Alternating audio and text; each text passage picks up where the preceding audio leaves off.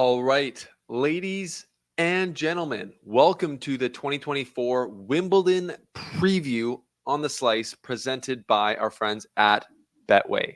It is one of the best times of the year, arguably the best time of the year, where we take to the grass. We watch the big boys and girls play on this quick, slippery, wild surface that is the grass, and the draw is out. And for big news, we've got Jannik Sinner and Carlos Alcaraz on the top half of the draw with Djokovic on the bottom. So from first look, I think Djokovic and Alcaraz have pretty simple draws. That's why you can see them handshaking here, loving it. And whereas Sinner has got a super tough draw, and I would not envy that at all. So we're going to break down the draw, give my predictions for the tournament, go through each quarter like we always do. So thanks for being here. This is The Slice. Let's get into it.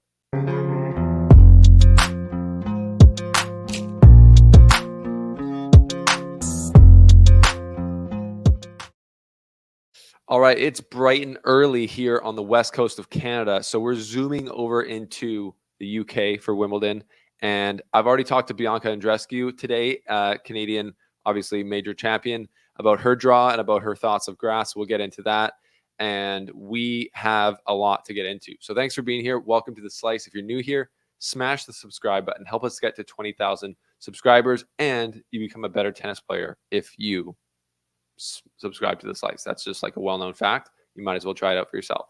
Appreciate this support. Okay, Wimbledon time. Is there a better time of year? Let me know in the comment section if you think this is your favorite tournament of the year. I think it's mine. It's definitely the most prestigious major. Each major is amazing in its own way, but Wimbledon is awesome. And yeah, the draw is out. We're going to mainly cover, we're going to spend a lot of time on the men's draw. We're going to look at the women's draw, but to me, the story around Sinner, Alcaraz, Djokovic coming into this is a huge storyline with the way that the draw is set up.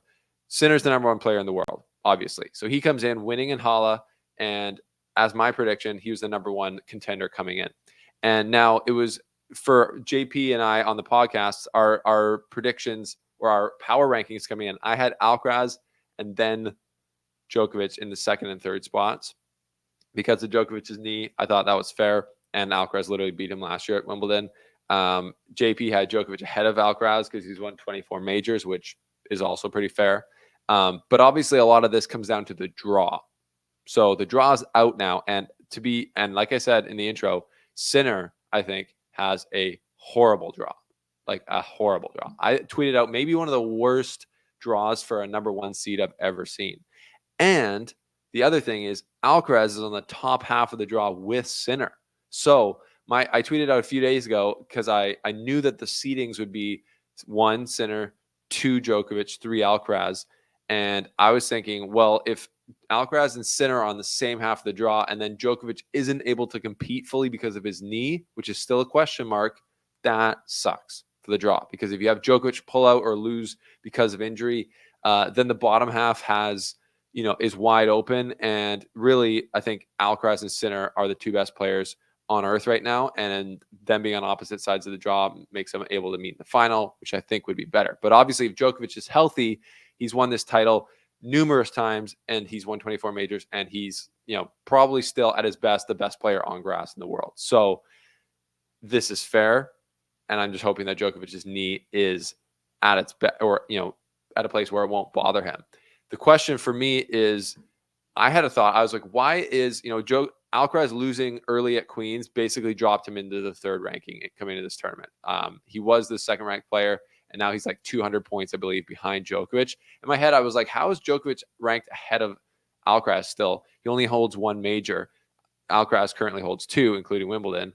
And then you go back and look at the time after Wimbledon last year, and Alcaraz kind of crapped the bed. Like, he didn't play very well, and Djokovic played great. He won Cincinnati, he won Paris, and he won the ATP finals. So that's where all of his points come from. That's worth like almost 2 majors on its own. He hasn't played a lot in 2023 or 2024, mind you. But that's why he's able to have the more points than Alcaraz to be that second seed and now be on the bottom half without Sinner or Alcaraz. So that's kind of the setup of the big guys on the men's draw with the seedings and where they're at. Let's take a a deeper look here with the rest of the draw to see where the other seeds are at. So we've got Sinner obviously on the top here, and we've got in his quarter. Where is it? In his quarter, we've got Daniil Medvedev, the 5th seed. Then the second quarter is Carlos Alcaraz's quarter, and he has Casper Ruud in his quarter, just from a top 8 seeds perspective. And then the third quarter, which is Alexander Zverev's quarter, you can see here, he's got Andrei Rublev to round out his quarter as the 6th seed. And then Djokovic quarter, the 4th quarter, has Hubert Hurkacz, the 7th seed, big serving pole in his quarter. So that's going to be interesting. Now let's get a bit deeper into it. So this is how we do it. We go quarter by quarter, but I'm going to look at the top 4 seeds, and the Wimbledon website has got a great little place here that it shows the paths to the final. So look at this. So we've got Jannik Sinner here. And like I said, I think he's got a terrible draw, and this is going to show you why. Projected. So first round scheduled, Yannick Hanfmann. That shouldn't be a problem for Sinner.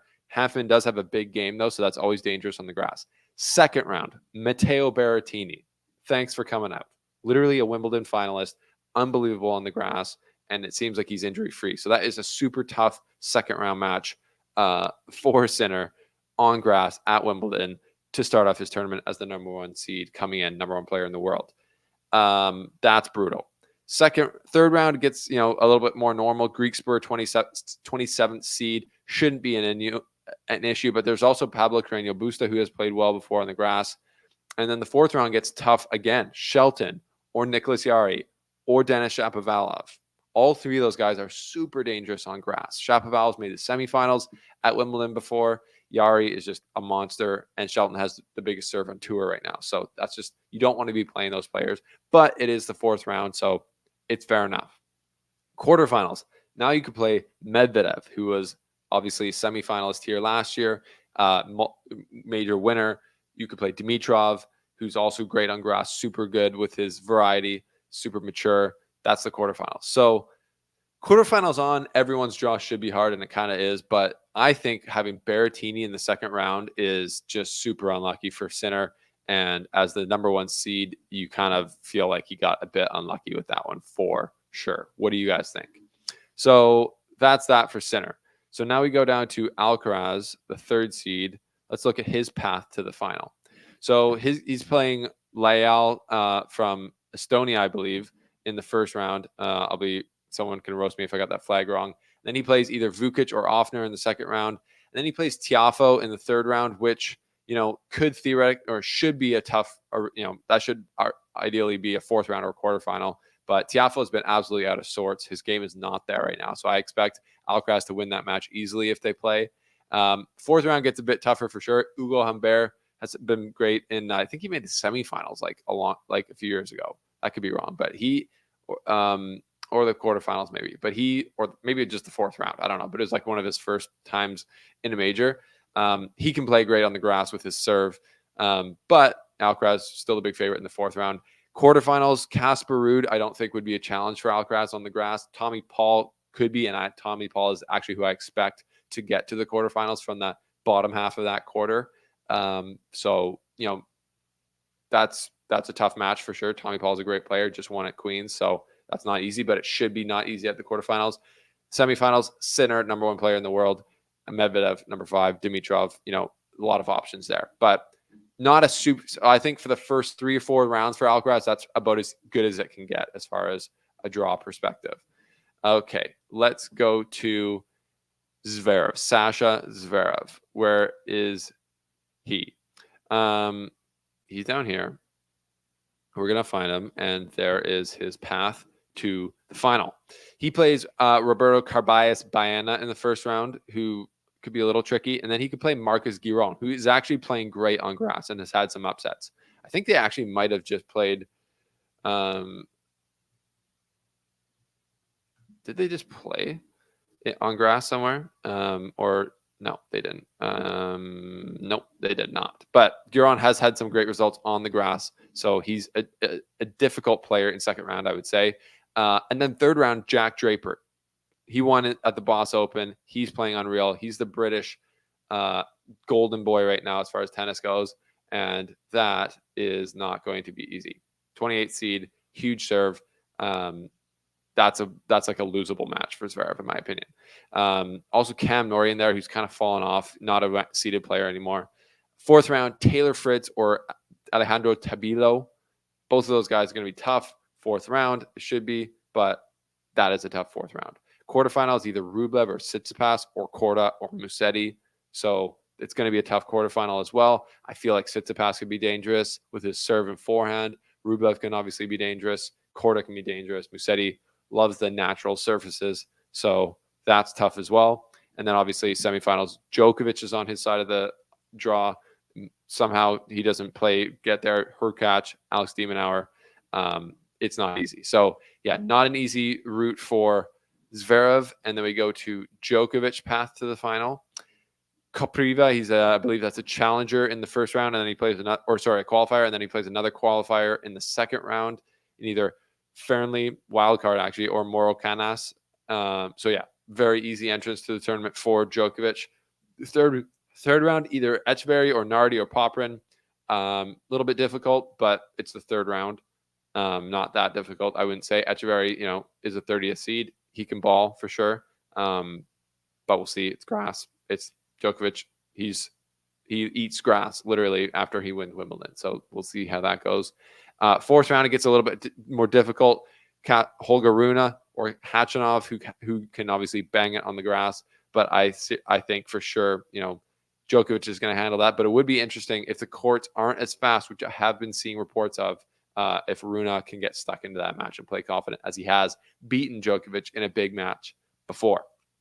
And then the quarterfinals, that's where it gets tough for Djokovic. Either Hurkacz or Alex de Minaur or Felix Auger-Aliassime if he hits some upsets.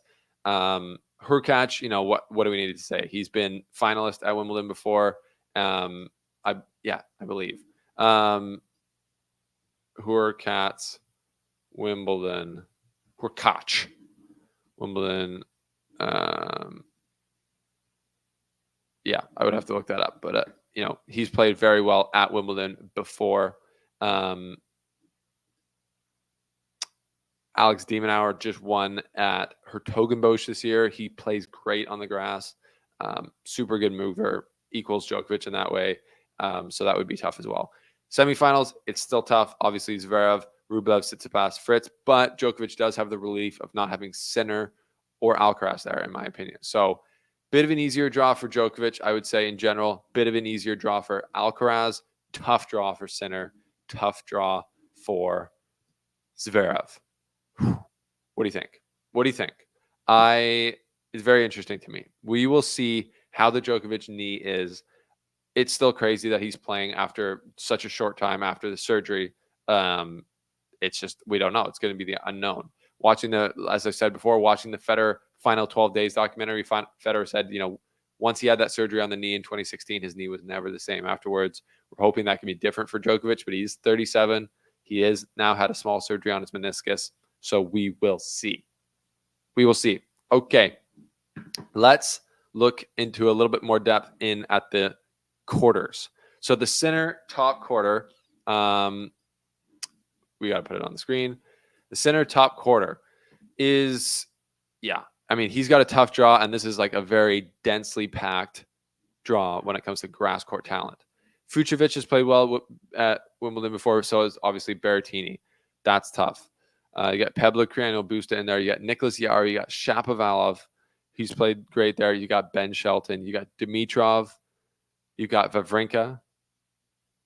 Okay, so you've got a lot, and then you got Medvedev. The bottom half of that quarter is not as dangerous as the top half of the quarter, which is, in my opinion, just like a nightmare. So if we're looking at dark horses from that quarter, I would say Ben Shelton, although he did just lose in Mallorca, which is, he's still got to put it together on these surfaces. You need more than just a serve to do well at Wimbledon for sure. So he could be obviously dangerous against anyone. And honestly, I think Shapovalov is kind of like a dark horse coming out here. I think if he can get through Yarry, he's the favorite in the next match, I would say. And then he's got more experience than Shelton, so that would be interesting. And, I like the way that Chapeau loves the grass. So let's just say that. So that could be potentially a fourth round matchup against Sinner if he makes it through. Okay, let's go to the Alcaraz quarter, where if you're looking through that, you've got Tiafoe in there. You've got Baez, who's not really a factor on grass, no offense. Humbert's good on grass. Tommy Paul's great on grass. But it's a little bit less proven players on the grass than maybe that top quarter. Casper Ruud, 8 seed, he could lose in the first round. You never know. He's done it before. He says grass is for golf. That's funny. I get that. I feel that. But I feel like it's a fairly soft quarter other than, for Alcaraz. And then I think his quarterfinal matchup will be against Tommy Paul. That is my prediction for sure. So let's go to the Zverev quarter, which is tougher. Carballes-Baena, he's got Huron, he's got Draper in his bottom little chunk here, potentially playing him in the third round. He's got Fritz then in the fourth round or Tabilo, but Taylor Fritz is not great to play on grass. And then you got Tsitsipas, got guys like Ruusuvuori, Korda, Musetti, Rublev, obviously the 6 seed, bookmarking that quarter. So that's a big hitting, talent heavy quarter, in my opinion, there for Zverev. And that's why I think it's going to be a tough one for him. Now to the bottom quarter, Djokovic's quarter. And I think it's a bit softer as well. We've already gone through his potential route to the final. You got Holger Rune there as a 15th seed, potential quarterfinal matchup, and that could be tough. And I like him to get through there. He's going to beat Kwan, and then he's got to beat Jubb. But, Rune is throwing in a bunch of matches this year where you kind of shake your head and you wonder what's, gone on. So he could lose at any point. Alex, the quarterfinals to me is really where it starts for Djokovic. This tournament really starts. For the first 4 rounds, it's probably, or 3 rounds, it's like House's knee. And then 4th round, it's like House's level against Khachanov or Rune. And the quarterfinals, it's like, can he beat the best on grass? Because De Minaur and Hurkacz were 2 of the guys that a lot of people had near the top of their power rankings for Wimbledon. And that's a real challenge at quarterfinal time for Nole. So what do you think? I think that is a pretty in-depth review of the Wimbledon draw. Prediction time for the men's side. If you had to think just from now, just the way they have, it's so hard to do a prediction because you're thinking, my prediction coming in was Sinner, number 1. He's my favorite for Wimbledon, but it's like super thin margins between him, Djokovic, and Alcaraz. And with the route that Alcaraz has compared to Sinner, and the questions around Djokovic's knee, I really think that Alcaraz is probably my number 1 favorite right now to win Wimbledon. He won it last year. He hasn't played a ton. He lost early in Queens. Doesn't matter. This is 5 sets. He excels in 5 sets. The French Open was another proof that when the going gets tough in 5 sets for him, he's basically as tough as it gets. You could say he's the most clutch player on tour right now. Last year's Wimbledon, 5th set, had to serve it out, found only first serves in this final servers game. So clutch. Finished it out versus Djokovic. 5 sets, multiple times at Roland Garros, figures it out, finds a way. So Alcaraz is my prediction on the men's side to win. Sinner obviously could do it. If we get a semifinal between them, that will be awesome. And Djokovic, coming from the bottom, if his knee is healthy, obviously he's got a little bit of a simpler draw, not having to face those 2 guys on the bottom half. So he's got a great chance as well. But right now, Carlitos Alcaraz, beginning of the tournament, is my prediction for the 2024 Wimbledon title. Would that be crazy? That would be totally crazy. That would be 4 majors for Carlitos at 21 years old, I believe. Okay, let's look at the women's draw, the ladies singles draw, as they call it. Ladies. Okay, starting from the top, full draw. Swiatek versus Kenin. I mean, I feel like this has happened before where Kenin's still unseeded, major champion before, and she's playing Swiatek in the first round.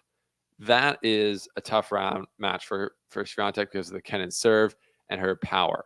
So Swiatek is, without question, obviously the number one player in the world on clay, but it gets a little bit more questionable on grass. So we're going to take a look. We're going to be watching that for sure. In her quarter, you got Kerber, wild card. Love to see that. Putin there. And then Marina Stakusic from Canada. I believe the only Canadian, or not the only, the only Canadian to qualify for Wimbledon for sure. And she is 19 years old, and she is a baller. So Siniakova, you're put on notice. Stakusic is not to be taken lightly. If she wins there, you just never know. You never know. So we're going to be watching that for sure. Caroline Garcia is in that quarter as well. She'll play Blinkova in the first round. Tomljanovic is there with the wild card. Ostapenko's there. Collins is there. Towson is there. I mean, Osario's there. Haddad Maya's there, 20 seed. Krejcikova, 31st seed. And then Vondrousova, last year's Wimbledon champ, rounding it out. So, I mean, that is pretty much the quarter of death for Swiatek. Very tough quarter. A lot of great players in it. That's pretty great. Vondrousova, the tatted up Chechen, Czech player. Sorry, not Chechen. Pretty gangster, if you have to ask me. Elena Rybakina, her quarter, 4th seed. She'll play Rus first, and Rybakina is going to be a lot of people's pick to make it deep, potentially win this tournament. Another Canadian, Leylah Fernandez, the 30th seed, is in the final right now in the tournament that's happening right now in Britain. I believe it's Eastbourne, the WTA 500s. That's a great result for her. So she is looking good on the grass. You got Caroline Wozniacki taking a wild card in the draw versus Alicia Parks, who has absolutely turned her season around. I believe she's on like an 8 or 10 match winning streak right now. Huge serve, obviously qualifies for Wimbledon. She's going to be dangerous for anyone. Ons Jabeur, 10th seed now. She's in this quarter as well. Not a top 8 seed. It's pretty crazy for Jabeur. 2022 finalist here at Wimbledon. Couldn't get it done. And interesting quarter there. Katie Bolter in there. Svitolina in there. Harriet Dart. A lot of British players. And Jessica Pegula, who won the Berlin WTA 1000 series a week or so ago, about a week ago. Not even a week ago. She rounds out that quarter for Elena Rybakina. Now we go to the bottom half in the Sabalenka 3rd seed quarter. You've got at the top of that Zheng. You've got Van Uytvanck. She's a big player on grass. I can never do it. Pavlio, you know who I'm talking about. Pavlyuchenkova. You got Emma Raducanu taking a wild card. The word on the street is this might be the craziest stat in tennis history. She just had her first top 10 victory of her career. Emma Raducanu, like last week. You're like, she won the US Open, Steven. Yeah, she didn't play a top 10 player the entire time. Not saying it's an asterisk. That's just a crazy stat. You cannot say it any other way. Maria Sakkari, 9th seed in that quarter as well. Mukova, Badosa, unseeded. Kasatkina, 14. Andreeva, 24th seed in there. So interesting quarter there for Sabalenka, but I've got Sabalenka as a serious favorite to win this tournament based on her power. And then Paolini, the 7th seed Wimbledon or French Open finalist, offering to Swiatek, and Coco Gauff, semifinalist, offering to Swiatek in Roland Garros, are on the bottom corner. Coco Gauff will play another American in the first round. She will play Cristia in the 3rd round.